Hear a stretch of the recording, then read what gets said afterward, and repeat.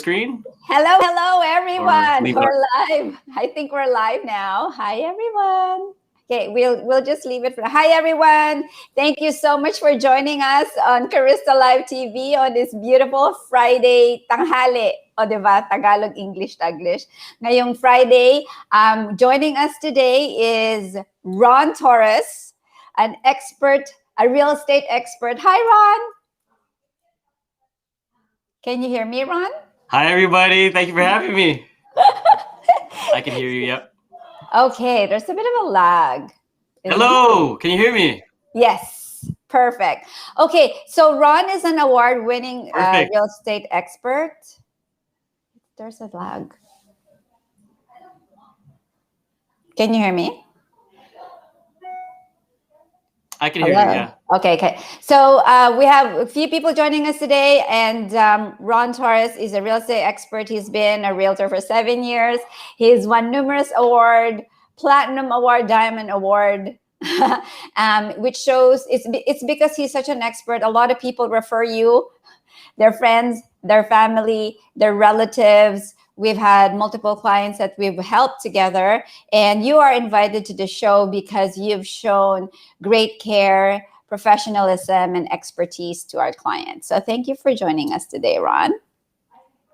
Well, thank you for having me. I'm truly honored to be here. Thank you again for inviting me. And yeah, I'm very excited. Like you said, I'm pretty much 100% referral based, so that's been working for me. And yeah, I can't wait to talk real estate with you. Okay, so we're going to talk real estate. We have a lot of people joining us today. So everybody who's here, feel free to share where you're from and what is it that you want to know about what's happening in the market. And if you have any questions, please type in your questions because we're here to answer them. If you're too shy to answer them, don't ask your questions for yourself. Ask it for your classmates on the show because I'm pretty sure they want to know the answer. They're just too shy. So Ron, let's talk real estate. What's happening? Young, old, near, far. They want to know what's happening in the market today. And I think you have some statistics to show us, to share with us. I do. So let me dive straight into it, actually. And let me just ask everyone to kind of strap in because it's going to get, the month of April has been quite crazy. And 1 second here. I'm just going to pull it up here. 1 second.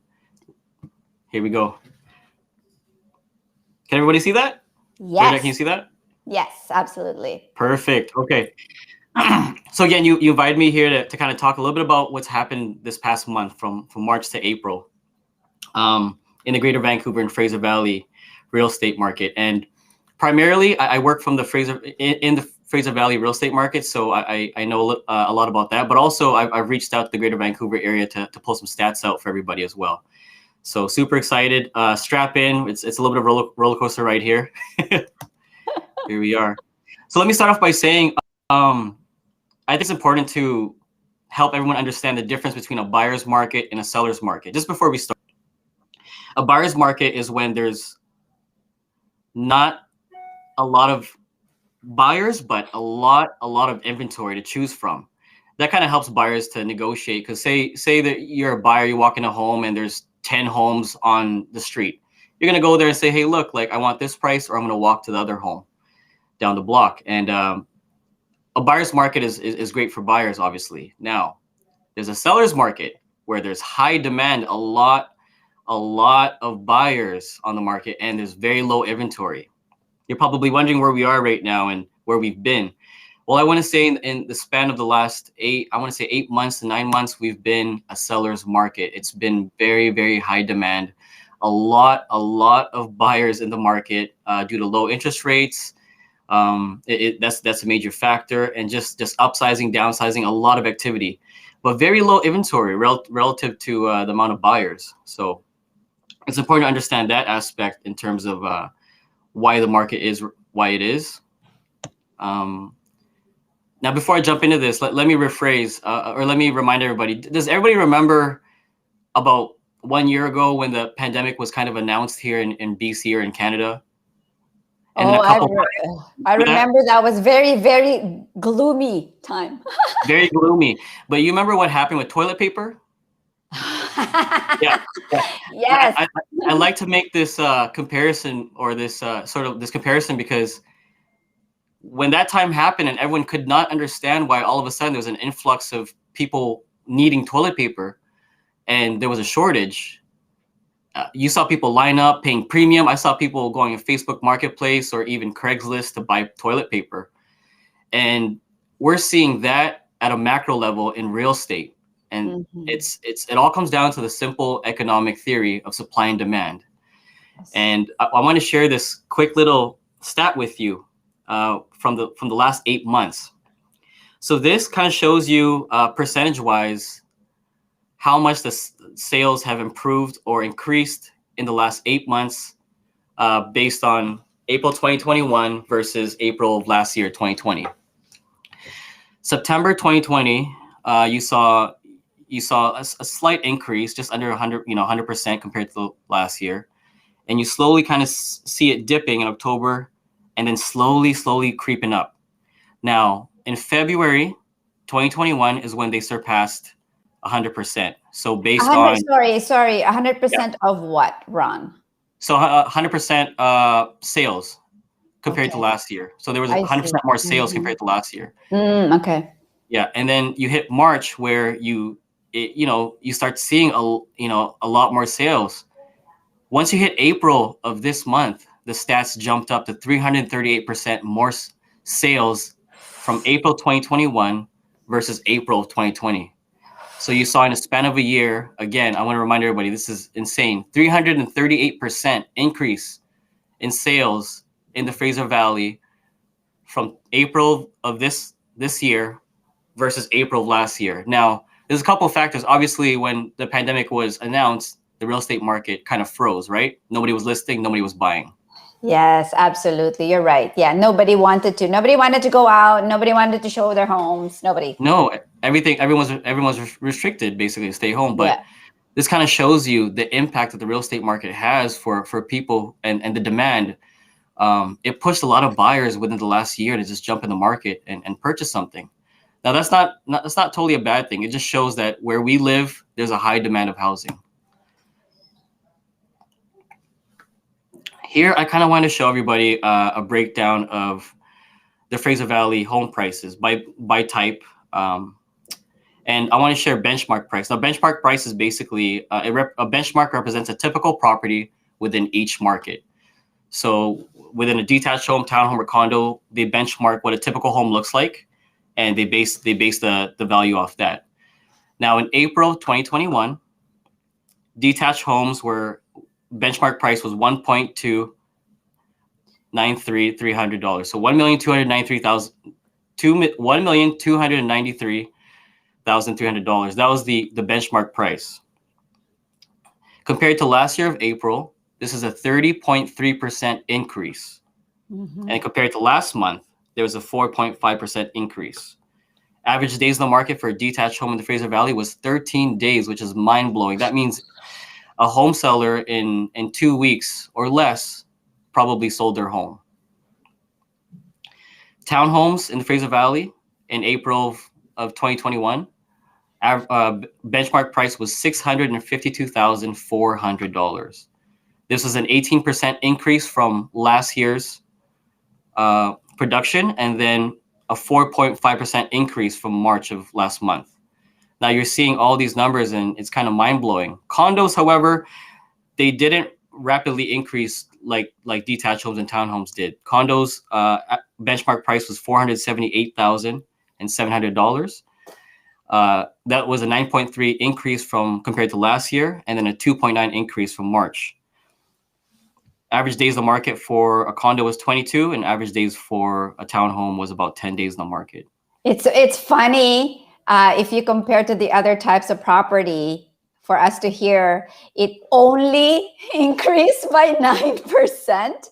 But if the viewers that are wanting to really dig deep in this, if you bought a property and it went up by almost 10% in a year, Guys, that's like almost $50,000 in 1 year.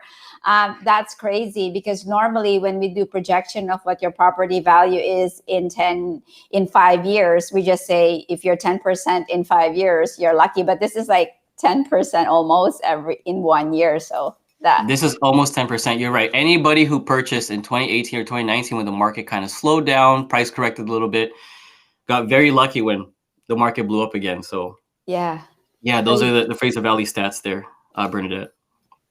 Awesome. Yeah, so I'll move on to the Greater Vancouver stats here, because I know there's some folks who live across the bridge there. So detached homes, as everyone knows, detached homes are so expensive in Vancouver, right? Yeah. Average benchmark price in Vancouver was $1,755,500. This was a 20.9% increase from April of last year, and a 3.2% increase, slight increase from March of last month. Townhomes, mind-blowing. Benchmark price $900,900. 15.9% increase from last year, 3.9% increase from March of last month. Average days, both about 17 to 18 days for a detached home and townhome in the Greater Vancouver area. Condos, average benchmark price is $729,600.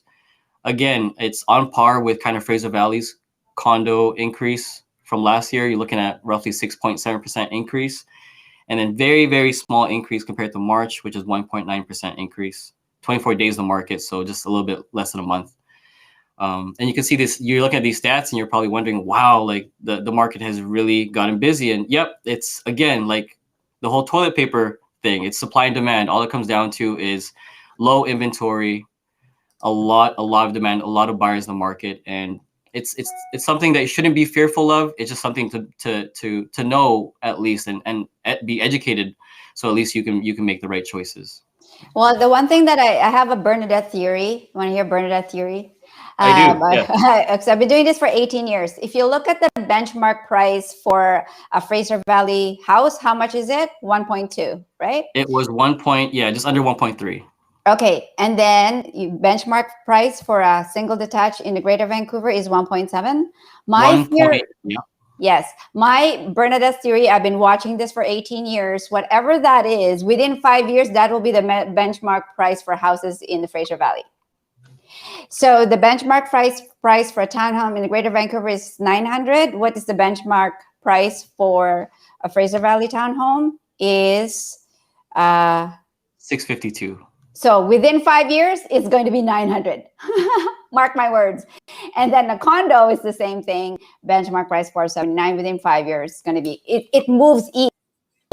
The price on the west moves east. So that's what's happening. And also the same thing, like if you're buying in Abbotsford, Chilliwack, look at the prices of detached homes, townhomes, and condos in Surrey area. It's going to move to Abbotsford and Chilliwack within 5 years. That's what's happening in the market. I agree. Yeah. And if no one knew, in the Surrey City Center district, so Central City area, from 2009 to 2019, so 10-year span, there was an average of 5.1% increase in population and demand for housing. So that just shows you the growth here in the Fraser Valley is really, really growing. And it's not to say if you're buying Greater Vancouver and you have the means to do so, absolutely. But Fraser Valley is also another area you want to look at. Surrey, Langley, these areas are something in the future that you want to consider. Awesome. Yeah. Okay. Well, thank you. Perfect. Let me go back. Almost done here. Now, I'm not sure if anyone recognizes this home. Probably not. Well, let me tell you something about it. This was a Langley townhome that sold for $500,000 over the asking price, subject free. This was back in mid-March. And I want to share this because I want to kind of show everyone. I'm not sure if I can open this 1 second here. I want to share this because I want people to kind of see how the real estate market back in March to April picked up so drastically because of prices like this, and sellers really want to jump in and take advantage of the market. And that's why the next slide kind of shows you there was a supply response in Fraser Valley and the Greater Vancouver regions. What had happened, I want to say, around March was sellers were into the market and they said, hey, I want to get into this market. I want to sell my home and take advantage of this market. And that's why we saw a large amount of listings being hit. For example, in Greater Vancouver, all across the board, whether detached, attached, or apartment, there were just under 8,000 new listings that hit the market in the Greater Vancouver area, and then 6,000 in the Fraser Valley area. So a rapid amount of new listings hit the Mm. market in the last since from March to April, and I think that's something important to note in regards to the April 2021 market, because you just saw a lot of sellers taking advantage and want to jump in the market and kind of sell their home right away. And there was still a high demand, and there still is, not as much for those people who are a little kind of scared and, hey, I'm not sure what's happening with the real estate market. Well, there are positive signs ahead. Yay! Yeah, there are positive signs ahead. In my opinion, and in the president of the real estate board here in the Fraser Valley, also the owner of my company, Sutton Premier, he's come out and said, although it remains very competitive and challenging for buyers, April could be the turning point in this historic market. In this last weeks, we have seen evidence of a change in pace. And I've really noticed that, being an agent, boots on the ground. I've noticed fewer multiple offers, fewer subject-free offers, which is great. And those sellers who are really overpricing their home to try to pull in those buyers who are willing to buy that at that price, those are sitting on the market a little bit longer than they'd like. So we're definitely seeing a huge change in pace here. Yay! Yeah, Yay! That's great news. So everybody who's watching right now, I think you should use this information as a motivation and inspiration that, hey, it's getting better. Yay! It's definitely getting better. Yeah. And you know what? I do think these upcoming months, it'll still be busy. You might still be competing against other buyers and this and that, because the demand is still there.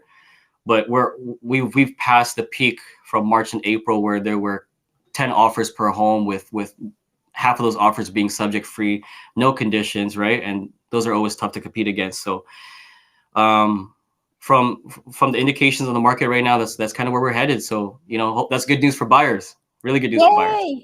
Cool. Yeah. Love that. Yeah. Perfect. So that's pretty much my presentation here. Do you I think you have a slide of your contact information, which I do. Yeah. There's me and my son. When my son was just about to turn 2. All my contact info is here. You can follow me on Facebook, rontorres.ca. My Instagram is rontorres.ca. My website's rontorres.ca. So very easy. rontorres.ca. That's all you have to remember. Perfect. Okay. And we have some questions here. So everybody who's watching, these questions are straight from our home buyers. The first question is, I'm thinking of purchasing a rental property, Ron. With the crazy market, as we know, multiple offers and all of that, and prices going up, is this the best time to purchase a rental property, or should I wait? With the rates being the way they are, being low, I would highly recommend, if you can get a chance to get a rental property now, if you have the means and you can pull out equity from your home, or if you are an investor looking to do that, I would highly recommend doing it, because you're, again, like we've seen proof, like you said earlier, Bernadette, within 5 years you're going to see your money grow. So it's a gift and a curse living here in Vancouver. We live in a beautiful place. I want to say one of the most beautiful cities in the world. But at the same time, if you invest, you're going to see your return come back in the next few years, or even more, right? So I would recommend, if you can and you have the means, it's a good time to invest, especially with the rates being the way they are. Yeah, absolutely. Yeah, you made a very good point. Property going up, rate being low, meaning most of the time the rent will cover all your costs.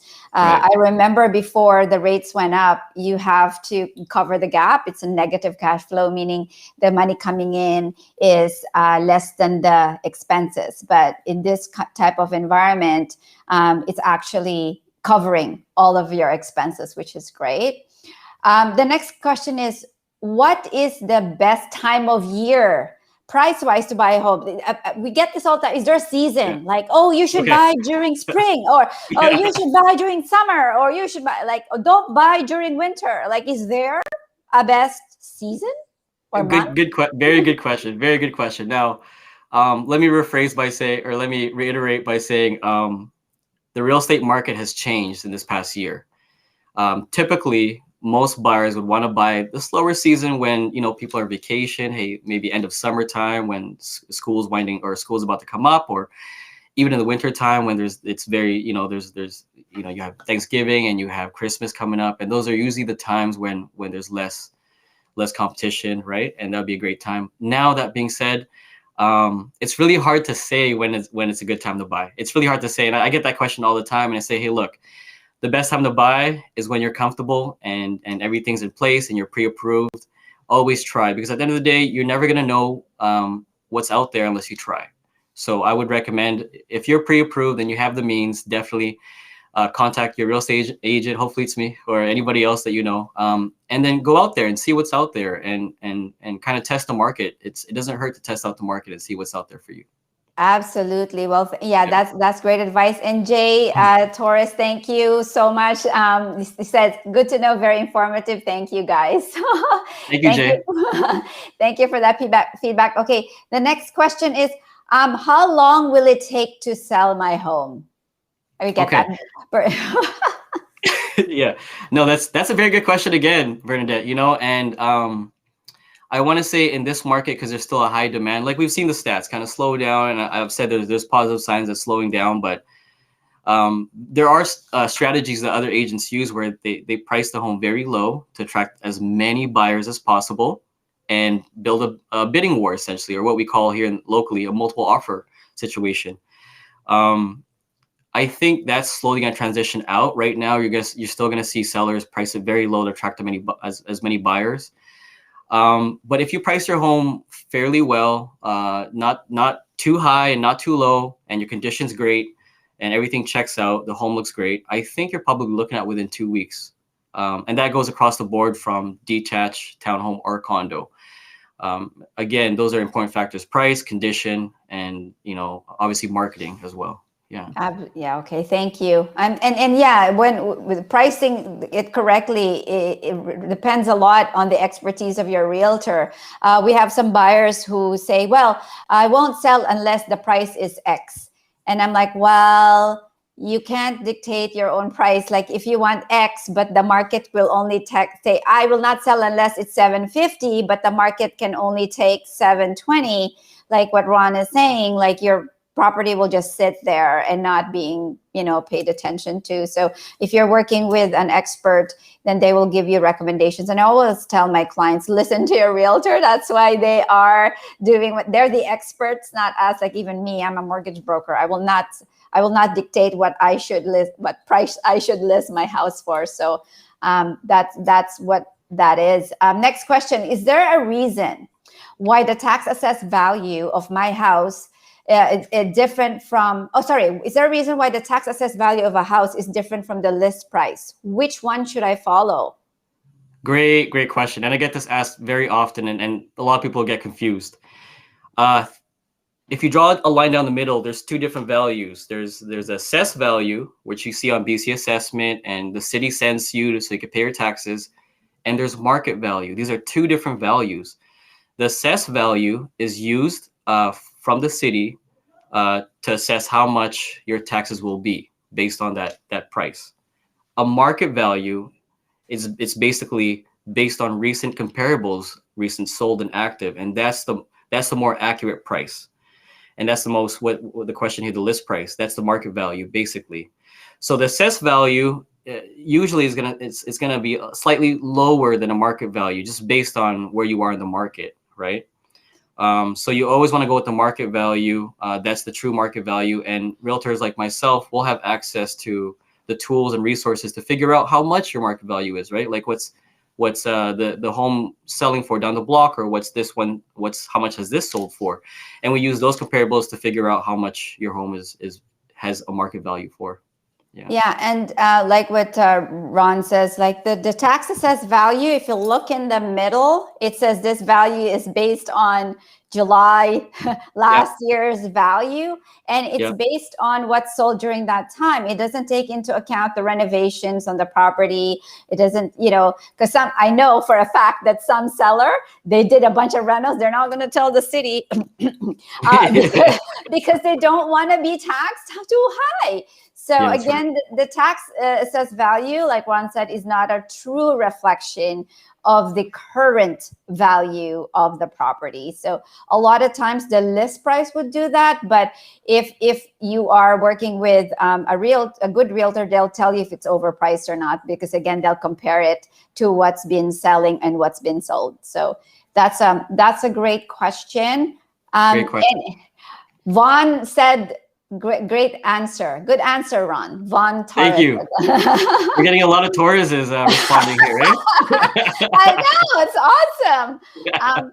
Next question. How many houses should I look before buying? Oh, okay. Is there a magic number, Ron? There's no magic number, but this is what I would say. I would say it would firstly depend on your situation and the circumstance, right?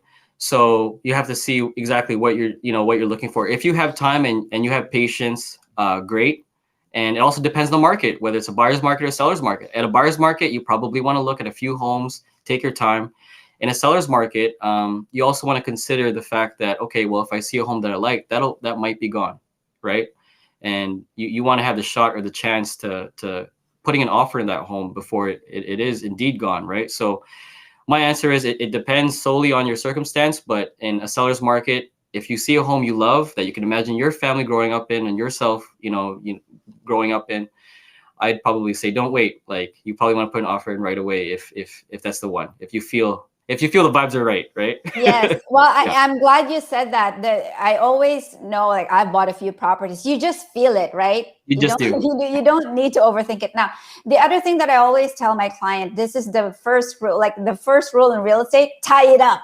Like, if you see a property that you like, make an offer.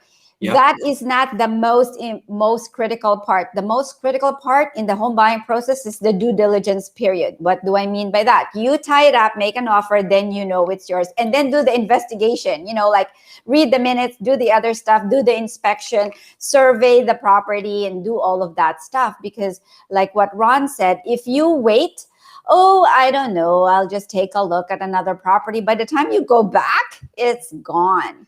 So tie it up. If you feel it's right, tie it up, and then just do your investigation or your due diligence after. This is a very good question. Next question is, what happens, like what I said, like what happens, I make an offer, I do all my investigation or due diligence. What happens if I back out of a home purchase? Well, that's a good question, and there's a reason why the due diligence is there. What we call a due diligence is basically your subjects or your conditions. You have a period, usually about 7 days, to you have conditions like, or subjects like, subject to financing, subject to inspection, subject to reviewing title search, disclosure statement, strata documents. So you have these subjects within 7 days that you have to satisfy and make sure you're happy with and ready to proceed with actual purchase, like full on, right? And if you do back out for one of the reasons that you're not happy or satisfied with, for example, financing, you couldn't get financing. Yes, you're totally okay to back out. That's the reason why you have the due diligence and the reason why you have the subjects there. Really, there's no consequences to backing out. Like, as long as there's a valid reason, I couldn't get financing or I wasn't happy with an inspection. For example, I'll provide a recent experience. So my clients were going to purchase a home.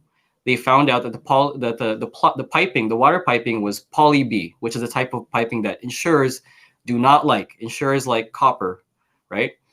And that ultimately, I advise my clients, because we can't get insurance for it. Insurers weren't happy with the poly B water, the piping, domestic pipes in the house. We ultimately backed out of the deal.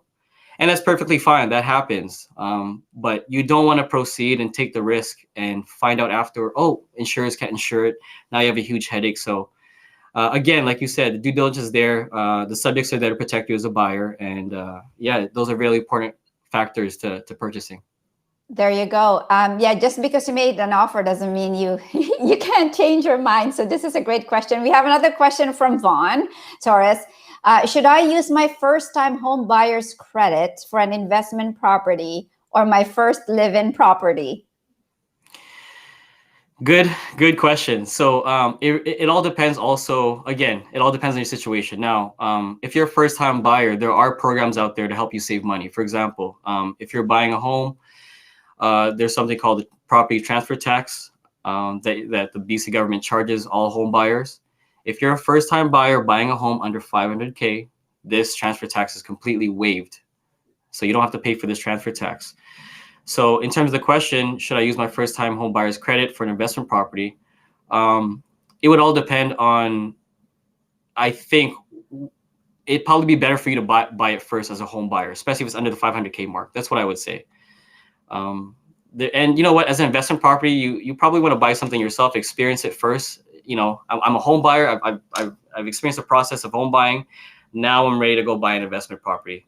And I think those are the important steps, because then at least you can experience what it's like as a home buyer, like purchasing something for yourself, living in it.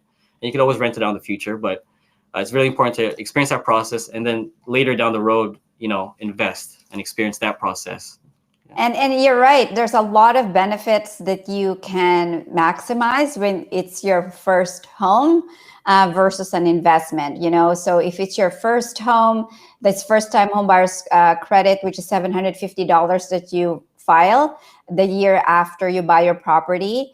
You could certainly claim that if you're living in it. If you purchase a rental property, then you cannot claim it. You will get caught. It's not worth it. And also your down payment is lesser. You know, you get property transfer tax waived up to $500. So there's a lot of benefits for that. So yeah, you're welcome, Vaughn. Thank you for the question. And then Jane said, that's a realtor right there. Good job, Ron. At the Jane, hello. Shout out. There you go. And then the next question is, I have a friend who's thinking of upgrading. So they have a small property, they want to buy a bigger property. And then I found out that they can upgrade without having to sell their home. So pwede pala yun. So yung kaibigan ko nagpa-upgrade, nalaman ko lang na nakapag-upgrade na sila, hindi pala nila kailangang ibenta yung property nila. How did that work? Because a common mistake of people is, okay, I have a 3-bedroom townhome. I want a single detached. The only way I can get that is if I sold this. So Ron, is there another way, which I think you hinted at a bit earlier? Yeah, I did a little bit. And I mean, the first thing that kind of pops in my head is you know, going through a pre-approval process with someone like you, Bernadette, and the Karista team, figuring out if that property you currently own can be used as an investment property that you could rent out. Maybe pull the equity out if you have enough funds. Maybe you bought it in 2010 and it's increased dramatically, right? And then use the equity from that home as down payment to buy your next home. So I think the situation that might have happened, they might have had the funds available from equity, and also the mortgage brokers on your side, Bernadette, probably said, hey, look, you could rent this out for this much. Wow. So they were able to keep that property all the while upgrading, upsizing to a bigger one. Yes, absolutely. Yes, we've had a few clients like that. They were completely shocked because they had no inkling that that is possible. So yeah, you bought your property. Chances are you bought it really cheap and then it's appreciated by 200, 300, 400, 500,000. You think you sell it and you take that 500 and that's your down payment, when technically you can take out 80% of that appreciation, use that as a down payment, and then your current home, rent that out. And most of the time, Ron, this is the beautiful part, most of the time there's extra money from the rent that covers all of this that you actually can make as an additional income. And so your mortgage payment on your bigger home ends up to be even lesser, because all of this income from the property that you're leaving is contributing to the property that you're buying. So Monopoly. That's when you start playing Monopoly. Yes. Yeah, right? Yeah, I call it juicy. Yeah. Yeah. It's a juicy proposition. You were able to upgrade and you have extra money. Wow. Who would have thought? And again, because of the current rate that's happening and because of the demand of about real estate, the rental income, it's crazy. A lot of people can't believe if you're a homeowner and you hear how much people are paying in rent, like how could you pay that? Like, can you really get that much in rent? Yes, you can. It's crazy. Next question is, if I bought a pre-selling assignment, would I still pay for the GST? Very, very good question. The answer is yes. If you are the assignee that's buying an assignment, you're responsible for the GST. The good news is, depending on the lender that the mortgage broker matches you with, some lenders are able to roll in the GST in your purchase price, which is a good thing. So you don't have to pull the money out of your pocket and pay for it upfront before closing. It's able to be rolled into your mortgage, so you don't have to have that additional cost or liquid funds available for you. Like it's all rolled in. So yes, you do pay for the GST, and the good news is most lenders, I think, Bernadette, probably cover and roll it in the mortgage, correct? Absolutely. Yes. Lenders are okay with that we add the GST to the purchase price. So we can definitely add it. So don't worry that if you have to pay it, technically it's rolled in. So it's like a 30, you don't have to pay it upfront. It's a 25 to 30 year payment. So you hardly will feel it. So that's a good question. And we have another question. If my client wants to buy, thanks, Cecil. If my client wants to buy a second home for their sister, but actually wants to get it rented by a friend, will the lender know that? Good question. If my client wants, yeah, okay, yeah, that's a good question. So the client wants to buy a second home for their sister, but actually wants it to be rented out by a friend. Will the lender know that? Yeah, I think it's a good idea to always disclose everything to the lender, because it could backfire, negatively, right? But if you're buying, for example, a townhome or detached, anything basically, and it's a second home for your sister, and your sister decides that they want to rent it out, and there's no bylaws restricting it, I think you could rent it out to a friend. But Bernadette, you can correct me on this one. Yes. So your answer is correct from the realtor point of view. Now I'm going to answer from the lender point of view. The reason why people would buy a second home is because the interest rate is better than if you claim it as a rental property. Okay, so there's two benefits on a rental on a second home.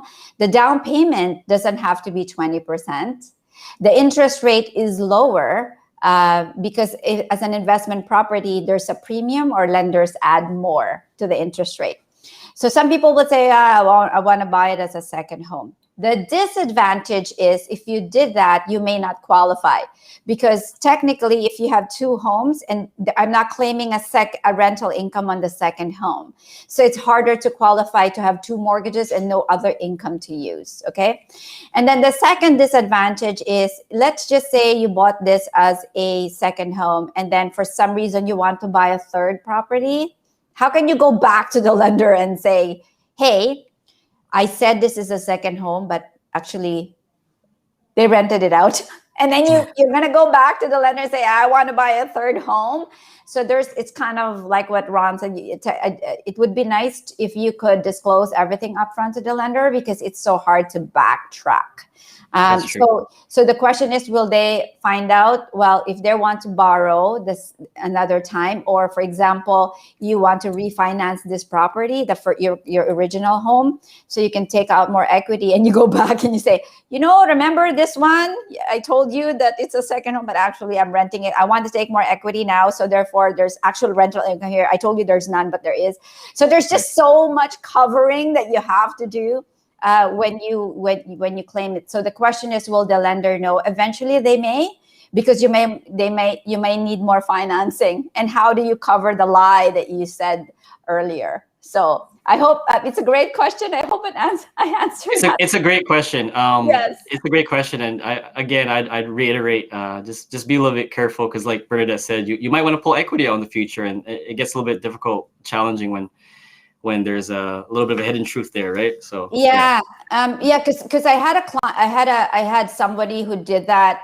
I wasn't a mortgage broker. I was trying to take financing out, and then the lender, they got penalized by the lenders. And although, you know, when these clients came to us, they said this, and now it's not. So we had such a terrible, terrible time taking money out later on. Next question. Oh, you're welcome, Cecil. Great question. Thank you. Great question, Cecil. Next question. Would you recommend a subject-free or cash offer? Would you recommend a subject-free offer? No, I wouldn't recommend a subject-free offer. It's definitely a huge risk. I should probably begin by saying it depends on your circumstance. It also depends on how comfortable you and your mortgage broker are, right? But I see a common mistake or a common issue, or even something that an outcome that can happen if you put a subject-free offer in, for example, for $500K, and you find out afterwards that something's wrong with the building. You don't have that due diligence period. You don't have that subject-free or subject and conditions to protect you. You're basically buying the property blindly without knowing exactly everything about the property, and let alone whether you have 100% financing for it. If you have cash and you won the lotto, great, subject free everywhere. I'll buy this house. I'll buy this house, right? Because you're paying out cash, is, you know, that should be fine. But the common problem is if you're buying a home subject free, and then the bank bounces back and says, "I'm sorry, we're not going to lend any money on this." Well, you're hooped. You're legally obligated to move forward with buying the home, and you have no money to pay for it. So it's definitely a big risk. There are certain circumstances when I would recommend it, but there's a small number of times when I would, and it all depends on the circumstance again. But generally speaking, no, I wouldn't recommend subject-free offers. Oh, I'm happy to hear that. I just wanted to tell you guys a story. I have a client who sold their home in Vancouver. They were able, it's very recent, just last week, was able to sell it subject free.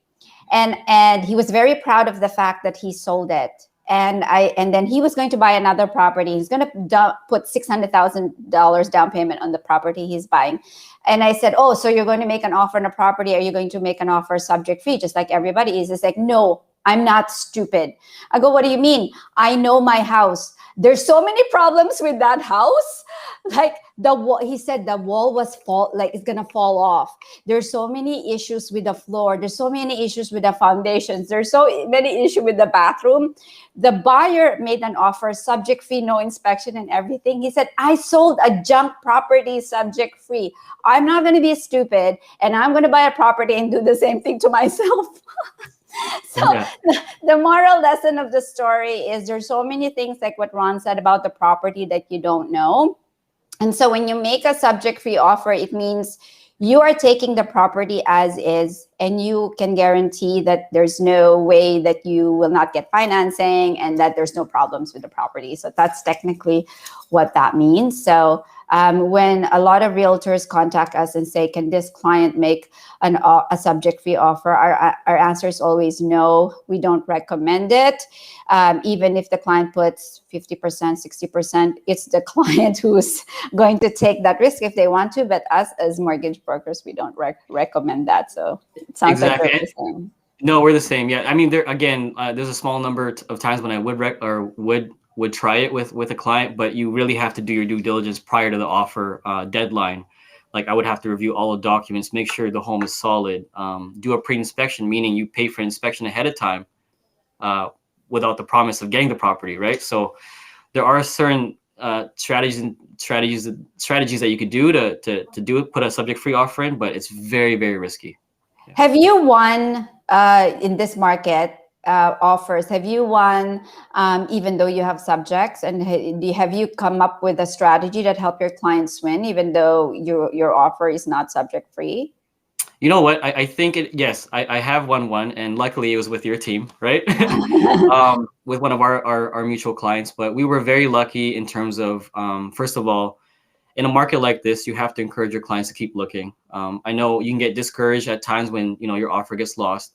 Luckily, our mutual clients, had the adversity to keep moving forward, and so the first thing is sort of, encouraging your clients, but also the second thing to note as a real estate agent for myself is timing. I have to really know the market and timing.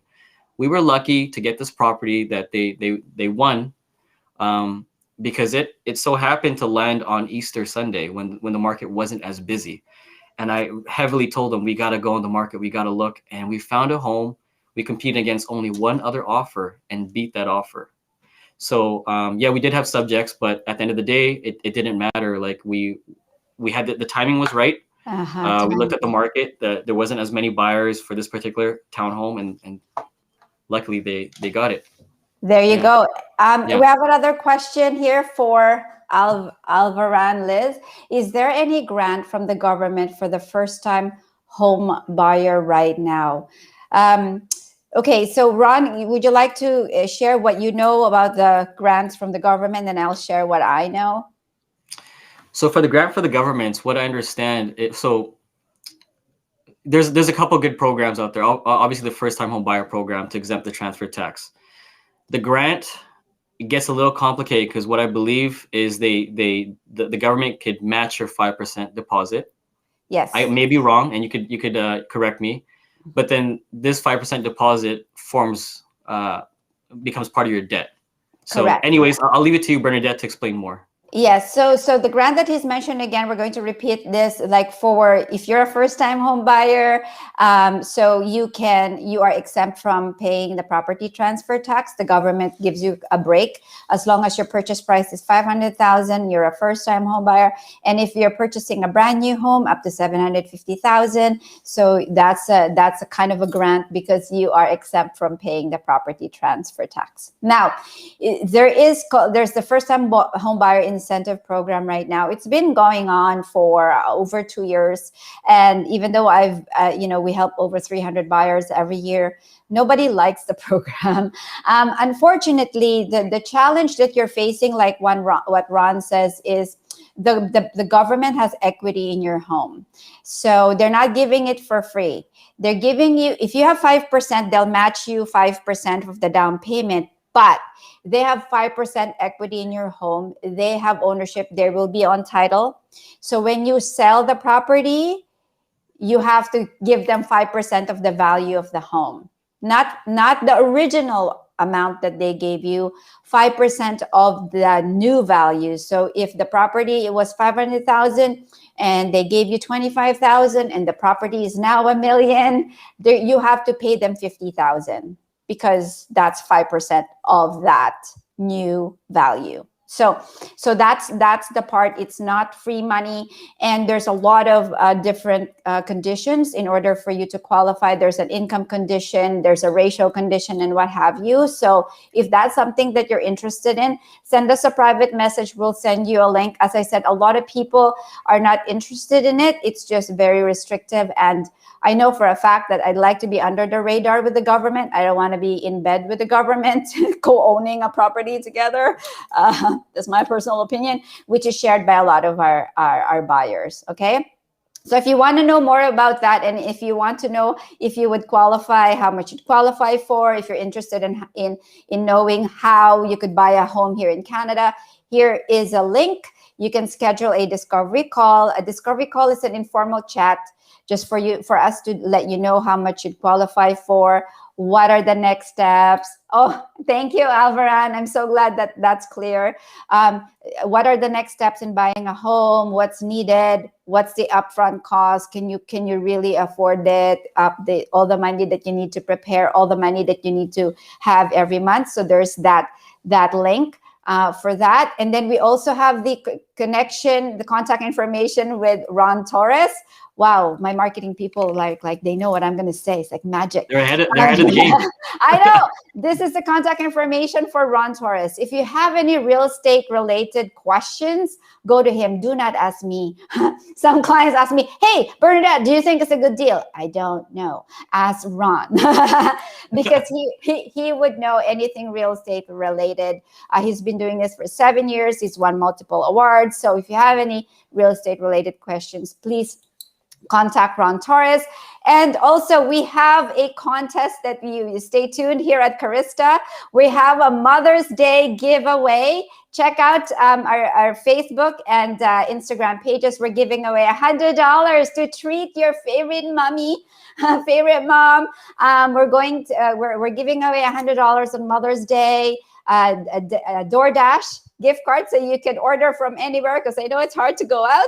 You can order your mom's favorite dishes, desserts. You can do that. So please watch for that. Stay in tune. In the meantime, thank you so much, Ron, for joining us. You're such an expert. Thank you for being so motivated and driven to educate as many home buyers here in Metro Vancouver when it comes to buying a home. Any last words, Ron? Thank you again, Bernadette. I really appreciate you having me. It was fun. Excited to be here again. Thank you for all the viewers. Thank you, the Karista team, for setting this up. And for anybody looking for a home or looking for advice or guidance, I'm always here to help. So give me a call, give me a text. I'll always answer. So thank you very much again. Everyone have a beautiful day. Enjoy the weekend and enjoy Mother's Day. Yes. Have a great Mother's Day. Oh, sorry. Have a great Mother's Day, and thank you again, everybody. Appreciate it. Thank you. And tune in next week, same time, same channel on Karista Live TV. Thanks, everybody. Bye. Thanks, everyone. Bye.